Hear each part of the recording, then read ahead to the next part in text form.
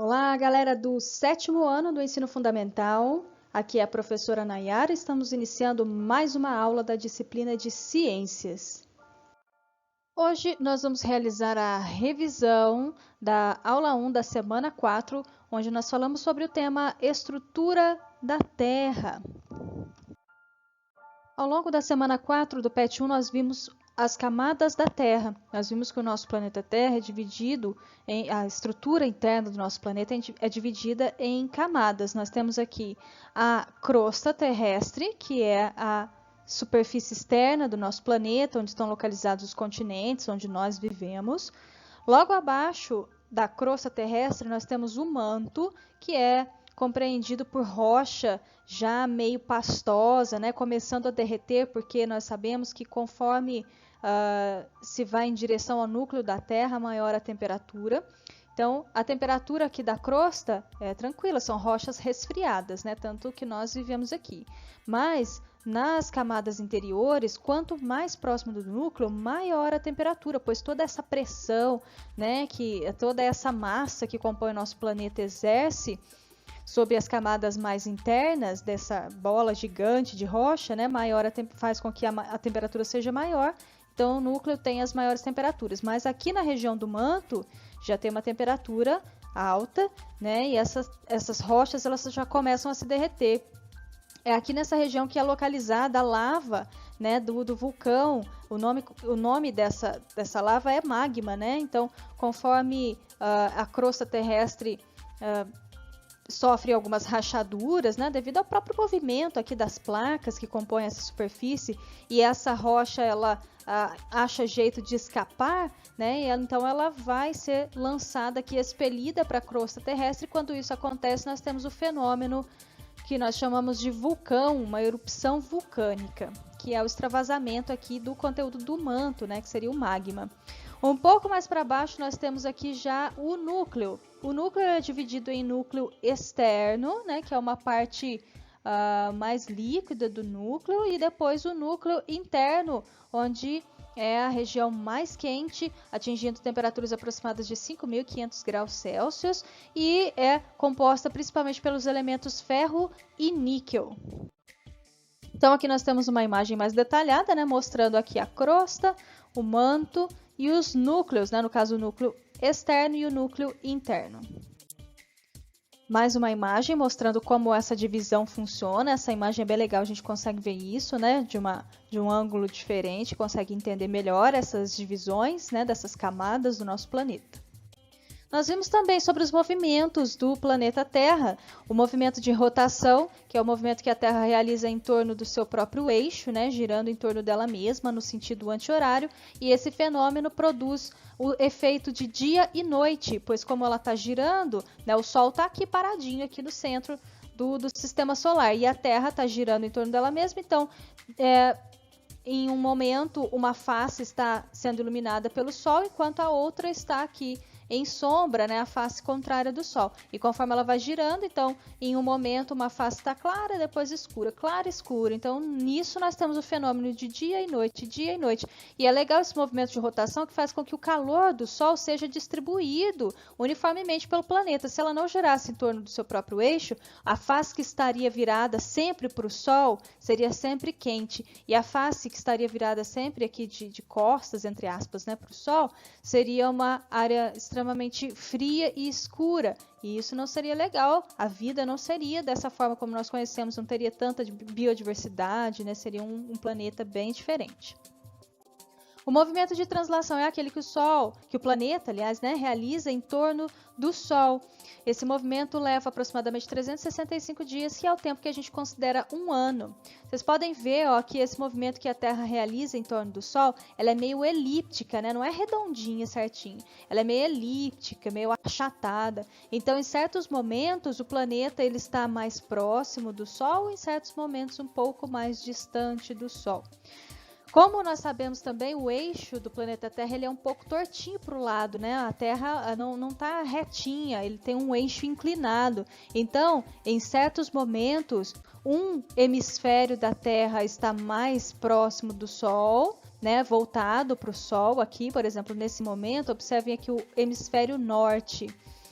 Neste momento, o hemisfério norte, neste momento o hemisfério norte está sendo mais iluminado pelo Sol, enquanto que o hemisfério sul menos iluminado. Quando o planeta chega na outra extremidade, acontece o contrário. O hemisfério sul é mais iluminado pelo Sol, enquanto o hemisfério norte é menos iluminado. Esse fenômeno, esse efeito, né, causa o fenômeno de estações do ano. Então, em determinada época do ano, enquanto é verão no hemisfério norte, é inverno no hemisfério sul. E depois, né, de um tempo, nós temos o verão no hemisfério sul, enquanto é inverno no hemisfério norte. Quando a Terra passa por esses pontos aqui, nós temos um equilíbrio, né, entre a iluminação que os dois hemisférios sofrem. Então, nós temos as estações de transição. Por exemplo, enquanto no hemisfério norte é verão, ele depois passa aqui pelo outono e inverno, enquanto que nós temos aqui no hemisfério sul o verão, depois ele passa aqui pelo outono e pelo inverno. Aqui é primavera, o verão, outono, inverno. Então, as estações de transição outono e inverno também ocorrem quando ele chega nessa altura aqui, nesse momento dessa elipse. Então, as estações do ano elas são definidas por esse movimento de translação. Correção do exercício de fixação 1. Número 1. Quais são as camadas internas do planeta Terra? Crosta, manto, núcleo externo e núcleo interno. 2. O que é o movimento de rotação da Terra? É o movimento que a Terra realiza em torno dela mesma. Este movimento proporciona o fenômeno de dia e noite e permite com que todo o globo receba o calor do Sol uniformemente. 3. O que é o movimento de translação da Terra? É o movimento que a Terra realiza ao redor do Sol. Uma volta completa em torno do Sol leva aproximadamente 365 dias, ou seja, 1 ano. Agora vamos realizar a correção da atividade da semana 4 do PET 1, lá na página 45. Número 1. Elabore um desenho colorido do planeta Terra evidenciando as 3 camadas, crosta, manto e núcleo. Então, uma ideia de desenho seria mais ou menos assim, olha, vocês podem fazer algo semelhante a isso, evidenciando crosta, né, que é a parte externa, o manto, que é a parte intermediária, e o núcleo, que é a parte mais interna. Mas usem a criatividade de vocês, façam um desenho bem bonito, evidenciando essas 3 camadas. 2. A biosfera apresenta uma natureza dinâmica em sua composição. Isso significa que todos os seus elementos, hidrosfera, que é o conjunto de toda a água do planeta, litosfera, que é a parte do solo do nosso planeta, né, as placas, as grandes placas que compõem a superfície terrestre, e a atmosfera, que é essa parte composta por gases, né, essa camada de ar que nós temos, interagem entre si, modificando-se mutuamente. Marque a alternativa que se refere apenas à litosfera, que é a parte do solo. Letra A. O deslocamento das massas de ar provocando as chuvas. Esse processo acontece na atmosfera, né? As massas de ar que se deslocam, as chuvas que se formam, acontecem na atmosfera. Letra B. O choque entre placas tectônicas gerando terremotos. Como nós vimos, a superfície terrestre, a crosta terrestre, né? Essa parte externa, composta por rochas resfriadas. A crosta terrestre ela não é inteiriça, não é uma camada gigantesca de rocha. Ela é toda fragmentada, né? Toda quebradiça, e cada fragmento dessa crosta é chamada de placa, né? Então nós temos várias placas. Então essas placas elas podem se chocar de vez em quando, porque elas estão à deriva, elas não estão fixas, elas estão se movimentando. Então quando acontece de 2 fragmentos dessa crosta terrestre se chocarem, acontecem fenômenos que nós chamamos de terremotos, né?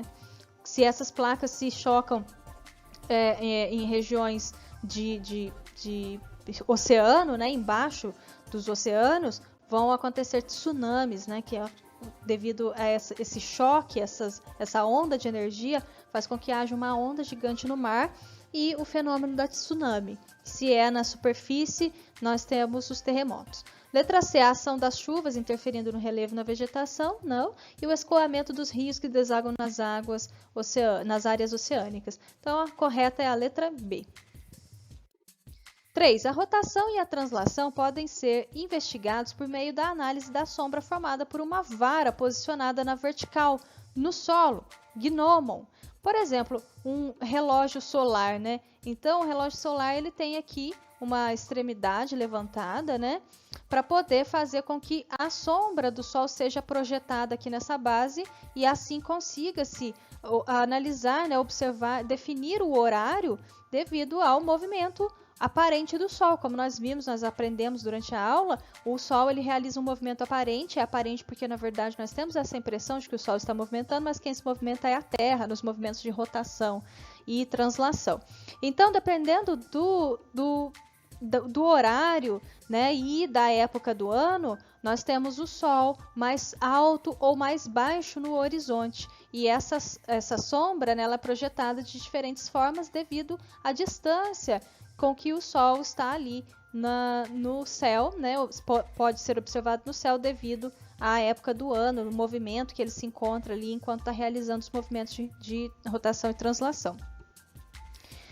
As variações da posição e do tamanho das sombras projetadas no gnomon ocorrem por causa das diferentes posições que o Sol ocupa no céu, seja durante um dia ou seja durante um ano. Também há diferenças, né? Nós vimos que o Sol ele nasce ao leste e se põe no oeste, e dependendo da época do ano, ele pode, ele muda, né, as posições com que ele sai e entra no horizonte, né? Se a gente observar no mesmo local, em diferentes horários ao longo do ano, a gente vai ver que o Sol ele se põe em posições diferentes, nunca é no mesmo lugarzinho certinho, né? na mesma direção, mas em posições, em pontos diferentes. Pesquise sobre o assunto e explique por que no inverno a sombra da haste ao meio-dia é maior do que a sombra do meio-dia no verão, conforme demonstrado na figura 13. Então, nessa figura nós temos aqui um gnomon, né, que é uma haste fincada no solo, e o movimento do Sol, né? Nós temos aqui no inverno o Sol realiza esse movimento aparente, né? E já no verão, ele realiza este movimento aparente. Ele está mais alto no horizonte, enquanto que no inverno ele está mais baixo no horizonte. Então, só para a gente entender aqui essa eclíptica, né? Se a gente for medir, mapear direitinho o movimento o movimento aparente que o Sol realiza no céu, a gente sabe que o Sol não está se movimentando de verdade, a gente tem só essa impressão, mas se a gente for mapear esse movimento que nós temos a impressão dele realizar, a gente vai ver que é uma forma mais ou menos assim ao longo do ano, ó. Uma eclipse, né? Por isso que é uma elipse, né? Por isso que é chamado de eclíptica, que é esse movimento que o Sol realiza, fazendo esse formato aqui ao longo do ano. Só um minutinho. A sombra desse zênite, né, projetado aqui pelo Sol no inverno, como ele está mais baixo no horizonte, é mais longa, certo? Porque se o Sol está aqui, a sombra projetada vai ser mais longa. Já no verão, que ele faz esse movimento mais alto no céu, a sombra projetada aqui vai ser mais curtinha, porque o Sol está mais aqui, né? No meio-dia ele está mais nessa posição. Então, voltando à pergunta, ó, pesquise sobre o assunto e explique por que no inverno a sombra da haste, né, do gnomon, ao meio-dia é maior do que a sombra do meio-dia no verão, conforme demonstrado na figura 13. Porque durante o inverno o Sol está mais baixo no horizonte, projetando uma sombra maior no gnomon. Já no verão, o Sol está mais alto no céu, passando pelo zênite ao meio-dia, criando uma sombra curta, certo? 4. O planeta Terra pode ser considerado um sistema, isso é, um conjunto de elementos que podem se relacionar e que constituem as partes de um todo. O sistema Terra é formado por subsistemas cuja interação compõe a superfície terrestre, conforme representado nas figuras pela letra A, B, C e D. Então, nós temos aqui ó, a letra A sendo representada pela chuva, né? A letra D, as florestas, a letra C, a água, né? Os corpos hídricos, os rios, os lagos, os mares, e o B, o solo. A questão é a seguinte: exemplifique uma ação em que B interfere em C. Então, uma ação que pode acontecer aqui em B, no solo, que vai interferir nos cursos d'água, né, no C. Nós podemos dar um exemplo, a contaminação, um exemplo, né, a contaminação dos rios, né, dos corpos hídricos, pela ação do homem aqui no solo, né? Quando a gente joga agrotóxicos, por exemplo, nas plantações aqui no solo, esse agrotóxico ele vai escorrer, né? A água da chuva vai escorrer isso aqui, vai fazer com que ele escorra para os rios, contaminando a água dos rios. Ou então também essa água contaminada pode infiltrar nos lençóis freáticos, né? Na água subterrânea, contaminando os cursos hídricos. Então, várias ações que podem ocorrer aqui no solo podem prejudicar, né? De certa forma, podem interferir nos corpos d'água. Por exemplo, também o desmatamento, fazendo com que o solo fique desprotegido, então a água da chuva e a ação dos seres vivos vai fazer com que essa terra deslize, né, caindo aqui dentro do rio, podendo soterrar o rio, né, causar alterações nos corpos d'água, no fluxo de água, causando prejuízo para alguns seres vivos. Então, vários exemplos a gente pode citar. Se você, ao longo dessa correção, ao longo da realização do exercício, pensou em outros exemplos, coloque aqui e me mande, eu vou gostar de ver o exemplo de vocês. Então, por hoje é só, pessoal. Essa foi a revisão e a correção da quarta e última semana do PET Volume 1. Espero que vocês tenham acompanhado todas as aulas e feito todas as atividades. Não deixem acumular, porque senão depois fica mais difícil. Se você fez todas as atividades, está com os seus exercícios em dia, parabéns. Se não, se falta alguma coisa, você não fez alguma atividade, corre e faz que ainda dá tempo. Se precisarem de ajuda, tiverem alguma dúvida, é só me mandar mensagem, estou sempre à disposição, tá bom? Então, vou ficando por aqui, até a próxima. Abraços, tchau, tchau!